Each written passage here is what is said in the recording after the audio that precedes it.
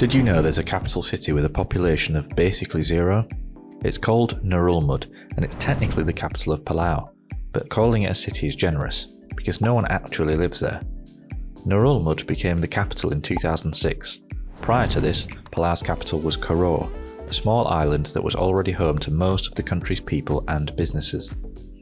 In the 1980s, the government decided Koror was too crowded, too busy, and too coastal for its political centre.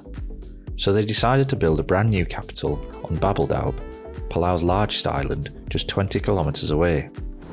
They named it Ngerulmud, a word that roughly means place of fermented things, which for a seat of government feels oddly appropriate.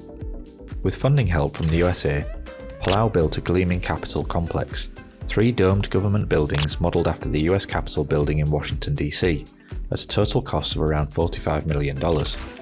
When it opened, officials moved in. Everyone else did not. Unlike most capitals, Ngerulmud has no houses, no stores, and no reason for anyone to actually live there. Today, Palau's total population is around 18,000, and almost all of them still live in Koror. The capital complex stands alone, surrounded by jungle, with a population that rounds to zero. It even had its own zip code, until the post office closed in 2013 for a lack of mail. So, Ngerulmud remains the capital of Palau, home to the country's government, but not its people. Around the world, other capitals share this problem. They were built to be the centre of power, but not necessarily the centre of life. Take Naypyidaw, the capital of Myanmar. It was carved out of farmland in 2005 to replace Yangon. The government built 12-lane highways, massive empty boulevards, and huge ministry blocks, all so spread out that some diplomats reportedly needed GPS just to find meetings. Even today, much of the city feels eerily quiet, like a movie set waiting for extras. Then there's Belmopan in Belize. After a devastating hurricane wrecked the coastal capital of Belize City in 1961, officials decided to start over, inland.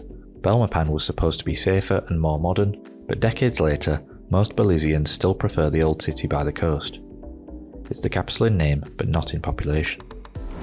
And of course, Canberra, Australia's compromise capital. When Sydney and Melbourne couldn't agree on which city should get the title, the government just picked a spot in the middle and built a new one. It's efficient, organised and full of politicians, but it still feels more like a giant suburb than a world capital. It turns out, building a capital city from scratch is actually the easy part. Getting people to actually move there, that's the hard part. Thanks for watching.